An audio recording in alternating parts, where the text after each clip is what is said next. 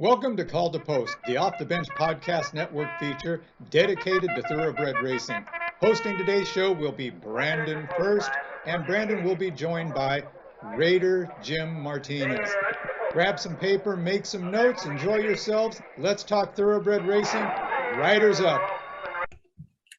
What is up, everyone? Brandon Ferst, aka First Report, representing the First Off the Bench Podcast Network. Everyone comes off the bench. We are First. Welcome into another edition of the original Call to Post here on the network. We break down everything the North American Thoroughbred Association has for us. Plenty to get to, mainly at Del Mar.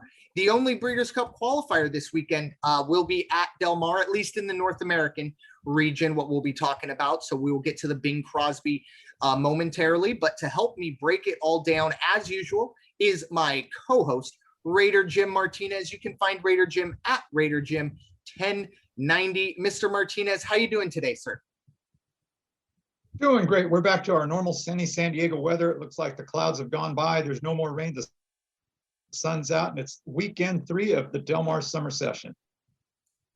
Definitely. And they've had some big races, no doubt about it. But as of right now, this will be the biggest, or at least maybe the most prestigious race. Obviously, the Pacific Classic is kind of the jewel in the summer circuit, but the Bing Crosby is definitely right behind, and a big reason why. You win this race and you will come on back in November if you choose to run in the Breeders' Cup Sprint, the dirt sprint. So we will get to that momentarily. We got some races to break down at Saratoga, and we also have one on Friday that we're going to be talking about at Del Mar. But before we do get into that, hopefully you listened to last week's episode and you were able to take those picks to the window, and you made another trip back, actually a couple trips back to the window, because those horses, we gave you plenty, pretty much a winner in every single race, including the Sunday one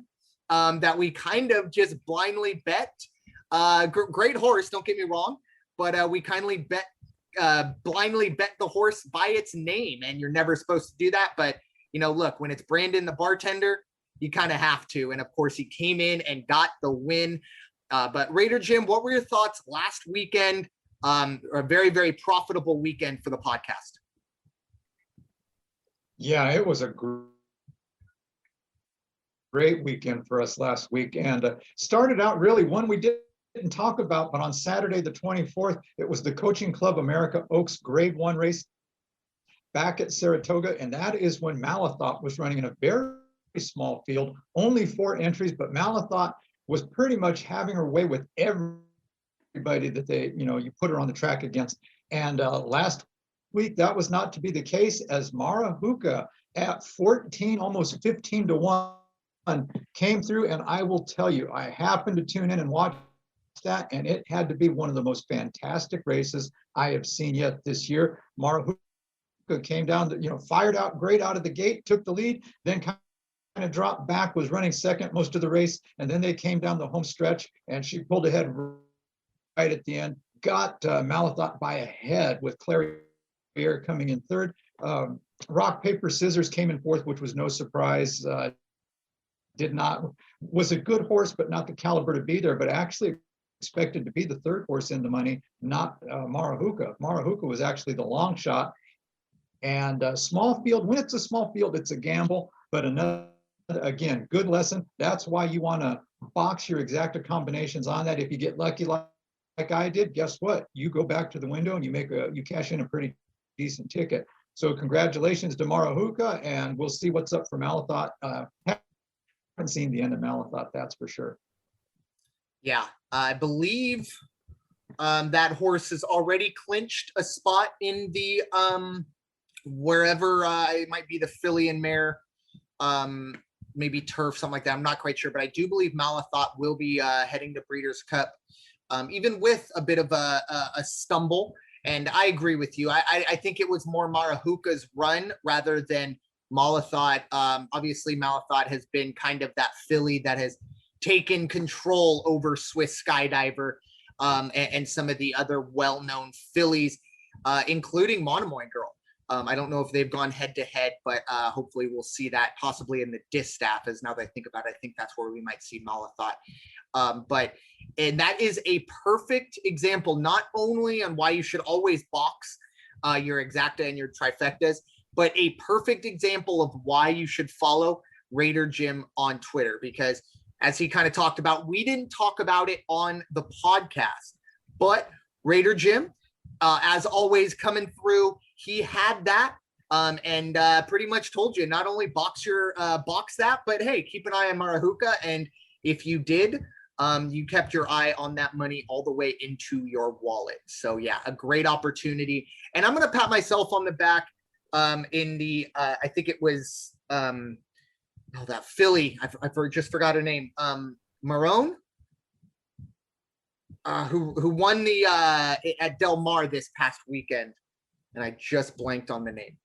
But I did talk about that horse as a horse that this time last year was expected to be much further along in its development. Obviously, that did not happen, unfortunately, but did kind of get back into the swing of things this past weekend at Del Mar.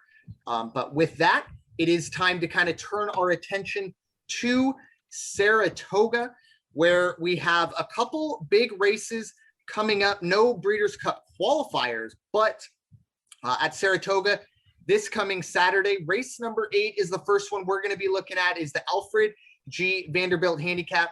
It's going 6 furlongs on the dirt. Just a quick little kind of talk about this one. The reason I want to talk about this horse, first of all, fantastic field when you have horses like Lexonian at 20-1. Obviously, a big step up in class.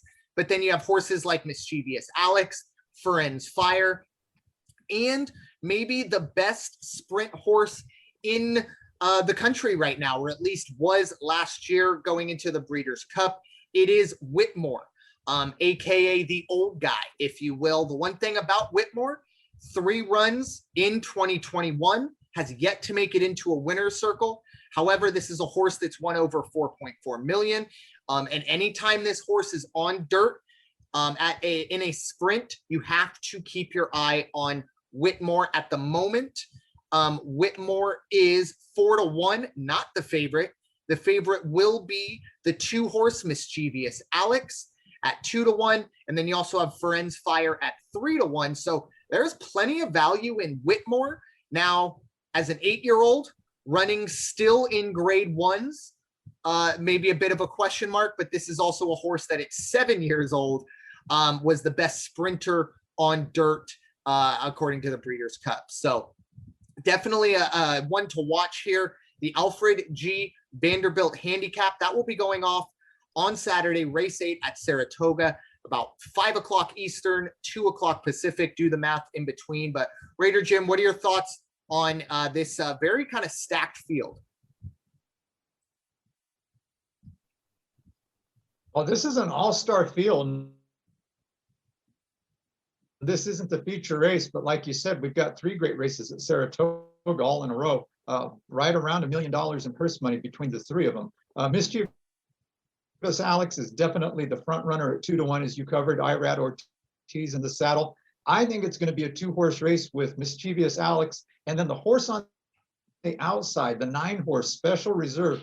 This is one good horse and running a real good 2021 at 4.5-1. You got to have this horse on your ticket. That's my thinking, and that's probably definitely going to fill in part of my card. Ferenz Fire at 3-1, and Whitmore, as you said, I'm a little questionable on Whitmore right now, not just because of the age, but because, you know, is Whitmore a definite in the money threat? I would tell you yes.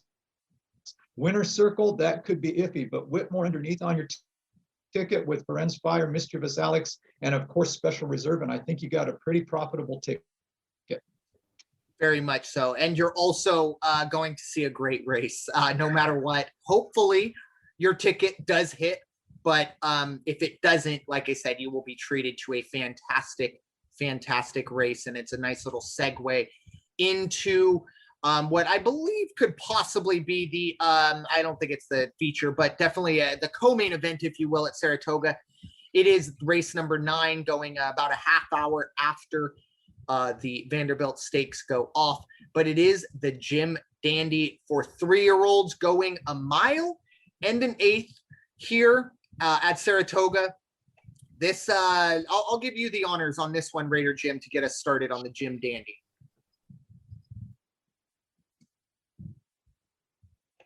Well, what do you say? You got the horses in this one. In number 5, you got Essential Quality. This is the Brad Cox horse, already at 1-2. So you've really got to have confidence and put your money on the line if you want to make anything in this race. At the same time, Essential Quality this week was Malathot last week, and Malathot again came in second. So who has the potential to upset Essential Quality? It's not going to be Wayburn at 6-1. Wayburn was the big upset going into the Kentucky Derby point races. You know, had the big 50-1 finish that one weekend and qualified for the Derby. Is still running respectably, but I think the one you're going to have to watch out for, if anybody's going to challenge Essential Quality, it's going to be the 2-horse Masquerade, or it's going to be the 4-horse, the one that I think I'll be watching at 6-1. That's Keep Me in Mind. All of these horses we are familiar with. All of these horses we have talked about. Irad Ortiz is on Wayburn, and again, just quick, it's not uncommon at Saratoga, but in this race, it's posts 1 and 3. In the race before, I believe they're running out of posts 2 and 3, but you actually have the Ortiz brothers running side by side in the race we just talked about. Just kind of a little fun fact and something fun to watch when you've got the 2 brothers on the track at the same time. But as far as horses go, putting together your ticket, Essential Quality is going to end up in the money. Probably will win, but if there's going to be an upset and you want to have a couple exacta box combinations, you're going to want to do Keep Me in Mind. You're going to want to do Masquerade. You're not going to hurt by putting Wayburn in that ticket, but I do not think the 1-horse Dr. Jack or Risk Taking out of Kentucky in the 6th spot, I don't think they will make in the money. I agree. You actually pretty much took the words right out of my mouth. I think, you know, Essential Quality, definitely the quality of this race. Expect this horse to win. But if the morning line is 1-2, we're probably going to be looking at 2-5, 1-5 when it's all said and done. Like Raider Jim said, you're going to have to throw some money down to win a little bit of money. If that's your game, feel free. I'm looking elsewhere, and those were the 2 horses for me. First and foremost, I did see Keep Me in Mind just because it's that name. Seems to kind of always, it ran in the Preakness, ran in the Derby, ran in the Bluegrass, even the Ohio Derby that we talked about a couple weeks ago. And that was the one I want to talk about, was the Ohio Derby. It was a grade 3, so we're stepping up a little bit. And for Keep Me in Mind, that's the one that I looked at, and sure enough, it was Masquerade who actually beat Keep Me in Mind and King Fury in the Ohio Derby.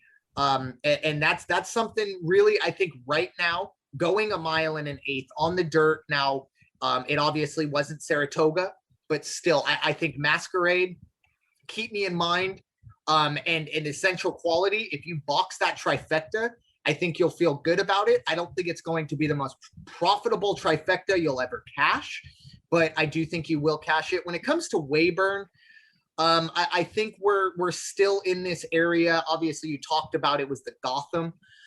This horse, you know, ran its tail off, and you know, with all due respect to Wayburn, it still only ran in 95 in that Gotham, which may get you in the money here. But I don't know if a 95 is going to be fast enough to win. Might not even, like I said, get you in the money. So for Wayburn, I think these shorter numbers a lot are the reaction of what this horse did in the Gotham. I don't think any track wants to pay out another 50-1 winner in a grade 1 or grade 2. And if you do look at what this horse has done since the Gotham, it has taken a couple steps back. Once again, ran well in the Pegasus, ran in 93, finished second to Mandaloon. But Wayburn, you know, look, if you really are big on this horse, you know, fantastic. For me, if I'm going to get on Wayburn's train, it's going to be double digits to 1. It's not going to be 6-1. However, this is a horse that got the opportunity. If it wanted to, could have ran in the Derby, chose not to, didn't run in any of the Triple Crown races, did the Wood Memorial beforehand, and then, of course, the Pegasus after. So it'd be interesting to see where that goes. But I think you can feel really good with the 2, 4, and 5 on a trifecta box. Once again, not gonna, you're not winning essentially the lotto, but you're definitely going to be going to the window more than likely to cash a check. So moving on back to a little more closer to home. And to close out the Saratoga talk. Yeah, go for it. That's okay. We got a little delay going on between us, but closing out Saratoga. So that first race we talked about, $350,000, $600,000 in race, the race we were just talking about. The race after that, race 10, that's going to be another $250,000. So again, we're going over $1 million in 3 races. Saratoga is a great track, part of the New York Racing Association. And so if you can have time, if you have time on Saturday, be sure to check out all those races on TVG. They will be showing the live runs of every one of these races. Yeah. And I'll tell you what, you kind of brought up TVG there. If you need, we're not sponsored by TVG. If they're listening, feel free to reach out. But that is, for me, if you're a horse player, if you are just a fan of the sport, I mean, my goodness, TVG does it right. And they were kind of a little late to the party, but now they have HD TV or on the channel. That's a big plus. It's nice to see at least certain tracks will be in HD. So it's always fun to spend a Saturday or Sunday with TVG on and just enjoying it. A lot of good insight there, and a lot of different insight. Not everyone's going to come at you with the essential quality or this or that. They'll have some other opportunities for you as well. So, as I said, moving here a little bit closer to home, at least for us. Also, yeah, go for it. TVG also.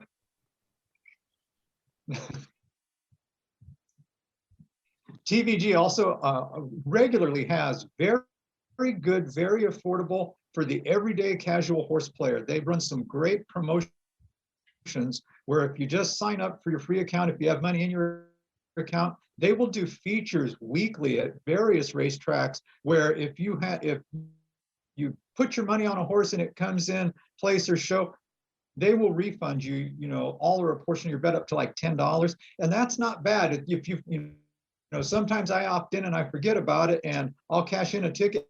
And then pretty soon I get an email saying, hey, we just added the other $10 into your account.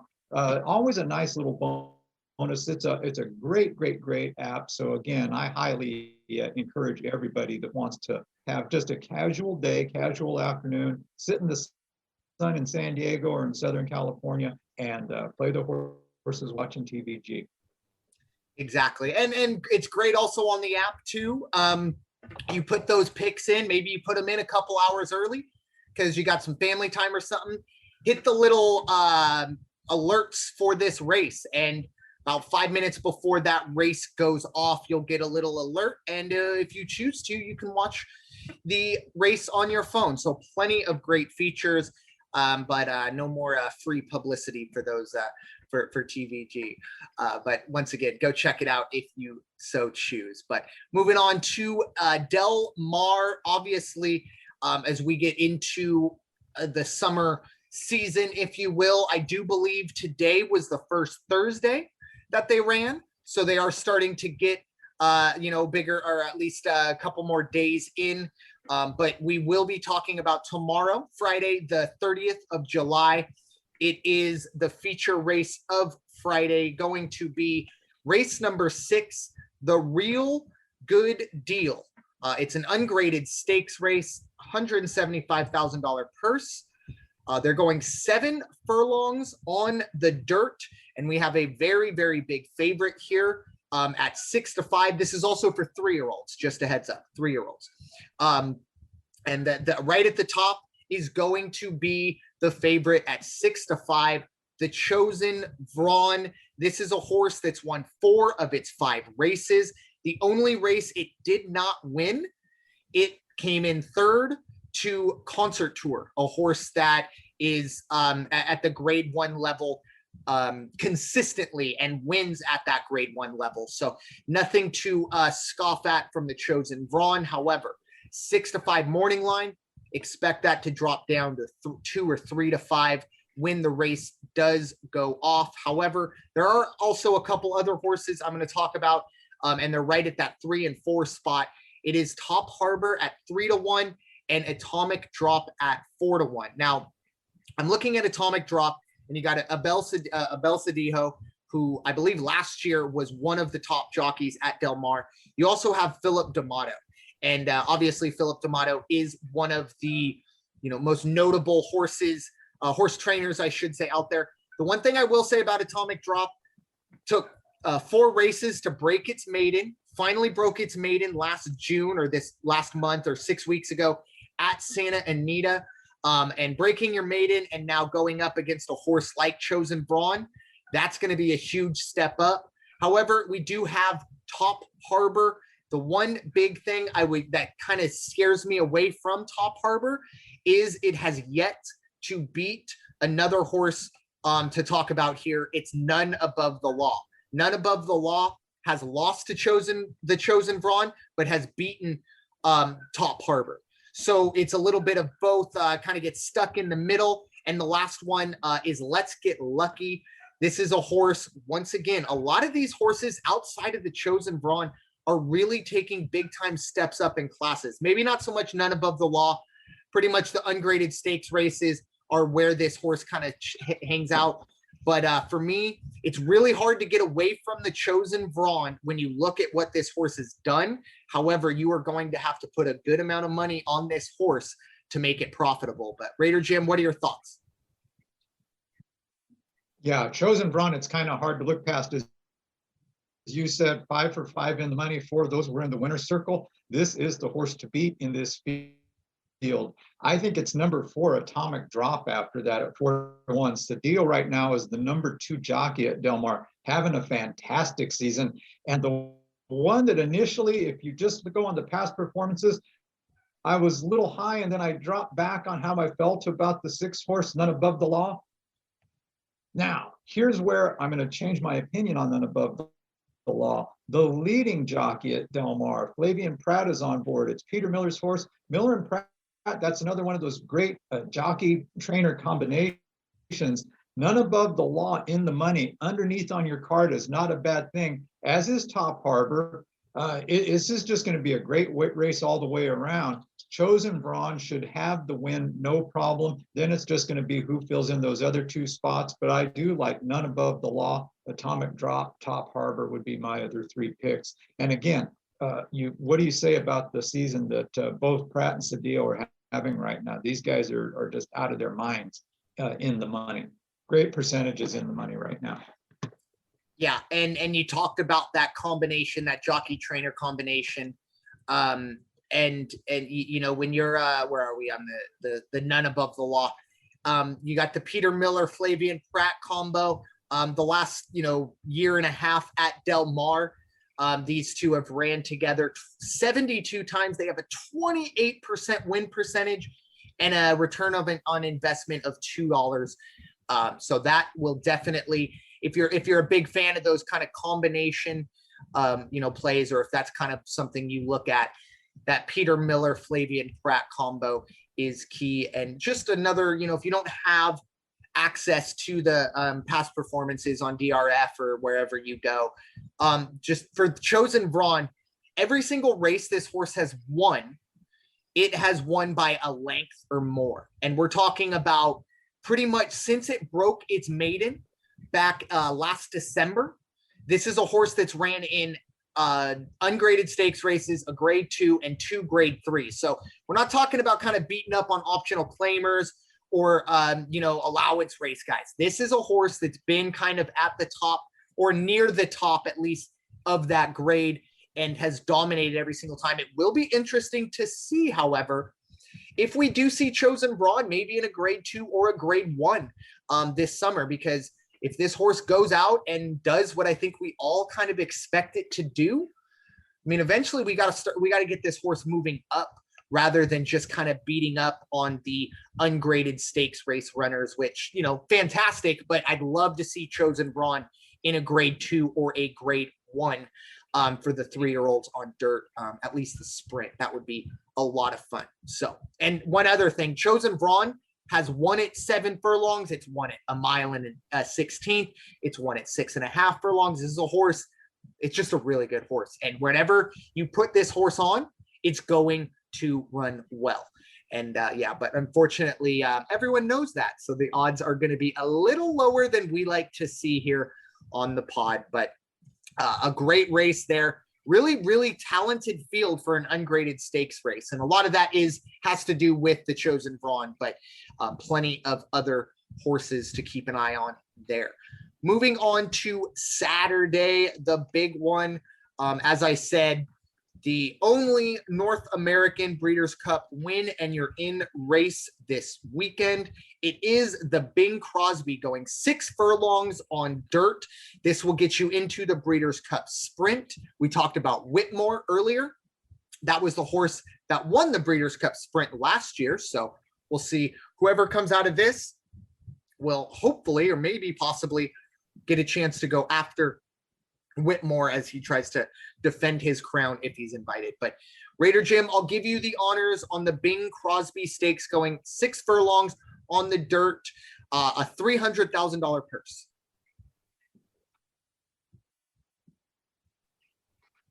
Thank you. Yeah, you know, I'm always high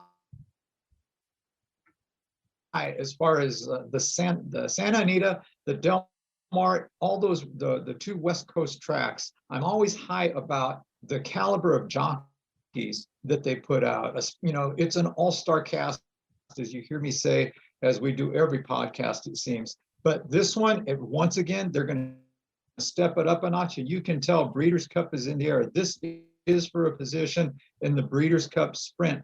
The jockeys in this race, it's going to be a 9-horse field. Flavian Pratt, of course. Cedillo's there. Rispoli's going to run. Jersey Joe Bravo is still out here. He's going to be out here for the entire season. And now, just to make it one more star on the flag of Del Mar, running in out of the 3 spot on the favorite, the 5-2 favorite, CZ Rocket, it's going to be Florent Giroux coming from the Midwest to the East Coast. And wow, you talk about an all-star rider. This is the things that horse racing dreams are made of. So with any luck, I can get a hold of a ticket just to go in and mill about and get an eye on this one. I think it's going to be a great race to watch. I think CZ Rocket is the hands-down favorite in this one, followed by Dr. Cheval out of Kentucky, 7-2. And again, Mark Glatt, Flavian Pratt. It's a great trainer-jockey combination, but you put Flavian Pratt on any horse right now, he's just in a zone. He's in one of his zones. And CZ Rocket, the 8-horse Dr. Cheval. You've got, let's see, who else do we have here? Oh, we got a handful of horse. Collusion Illusion out of the 6th spot. You've got Brickyard Ride with Juan Hernandez on board at 7-2. That would be my 4-horse ticket. CZ Rocket, Collusion Illusion, Dr. Cheval, and Brickyard Ride. Yeah, I agree wholeheartedly on that. One thing that I brought it up on certain other podcasts when we do the original Call to Post. Something that's interesting to me is when you have a jockey have 2 horses in a race that they've been a rider of, or they're the main mount. Essentially, obviously, that jockey gets to choose one or the other. And look, myself and Raider Jim, we have good knowledge of these horses, but it pales in comparison to the jockeys. The jockeys know everything about these horses. And when I see Dr. Scheibel get the mount from Flavian Pratt, that tells me that at least in Flavian Pratt's mind, he believes that Dr. Scheibel is giving, or will give him, a better opportunity to win rather than Collusion Illusion, because it's kind of opposite of what we talked about with I think it was the Vanderbilt and then the last race, the Real Good. There is a ton of value. The favorite here probably will be around 5-2. Depending on where the money goes, it might even be 3-1. There's going to be a ton of value. You just got to go find it. But I agree with you that for the moment, CZ Rocket, I mean, this is a horse. To win this race, you go into the Breeders' Cup Sprint. This is a horse that finished second to Whitmore in the Breeders' Cup Sprint last year and has back-to-back wins, or at least twice this year, going back to Oaklawn Park, has beaten Whitmore twice. So CZ Rocket at 5-2, probably get closer to 2-1. But even then, I think 2-1, 5-2, that's where your money will be with CZ Rocket. This is a horse that has been pretty dominant overall. This year has been in the money. Has been in the money all 3 runs, I should say. And over the last 2 years, 12 rides, and you have 9 runs into the money. So this is a horse at the very least is going to get you in the money. The last one that I wanted to talk about, the Dr. Shivo, obviously get a little bit of a head up over Collusion Illusion. But I will say Collusion Illusion, if you do, this is a horse that's been in the grade 1s pretty much.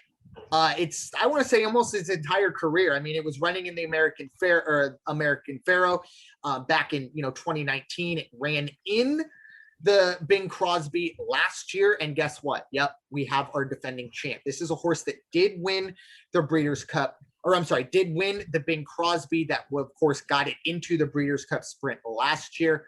Now I will say, whoever wins this race, right, I think you'll have a little bit of a home field advantage because look. This is the same exact race that's going to be run essentially. Obviously, you'll have a little bit better horses, but this is the same race you're going to run on Breeders' Cup weekend at Del Mar, probably around the same time. So it's definitely a home field advantage for whoever wins this race to automatically know that, okay, that horse, you're going to be running in the sprint. And like I said, more than likely, it's going to be how do you stack up against Whitmore? And look, if you're CZ Rocket, you got to feel really good about that considering this year you're 2-0 against Whitmore. I would agree with that. And I would throw one more thing out there, and that is if you are looking for a long shot, follow the board on the 2-horse Vertical Threat with Jersey Joe Bravo on board. Vertical Threat hasn't run in 2021, but closed out 2020 with 3 trips to the winner's circle. Unfortunately, it has been since November since Vertical Threat has run, but a great horse out of Kentucky with a fantastic Hall of Fame jockey on board, and Richard Baltus, one of the hottest trainers right now at Del Mar. So you might want to keep your eyes on that. If that drops from 8-1 to say a 6-1, 5-1, somebody knows something, and you may want to fill that one in on the bottom of your ticket. Yeah, and that's a great call on Vertical Threat because you do sometimes see some of these East Coast horses come out west, and you ask yourself, how does that go? Well, this is an East Coast horse, definitely, but actually has ran at Del Mar and won a 6-furlong run in the Smiling Tiger, put together a 92. We'll probably have to improve on that to get into the money. But as you brought up, it was last November. But for Vertical Threat, it ran a 102. I think that will probably get you in the money, or at least very close to the money here in this one. But this race, my goodness, Saratoga's got some good ones. Even Del Mar on Friday has some good ones. But for my money, I think this is going to probably be the best race of the weekend. And also, it kind of goes hand in hand with the fact that this is a win and you're in. This is a situation, whoever wins this is immediately going to be one of the early favorites for the Breeders' Cup Dirt Sprint. That will, of course, be at Del Mar, and myself and Raider Jim will be there to enjoy. So any final thoughts on this race or any other final thoughts as we finish up another original Call to Post?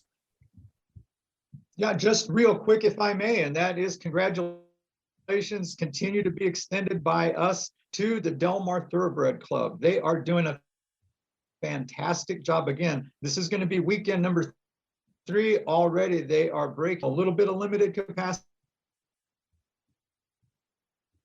but they're doing well. Right now, we've got Flavian Pratt is the leading jockey. He is 63% in the monies, which is why you hear me say his name a lot. 63%, followed by Abel Cedillo at 39%, Juan Hernandez, Umberto Rispoli. Those are your top 4 jockeys.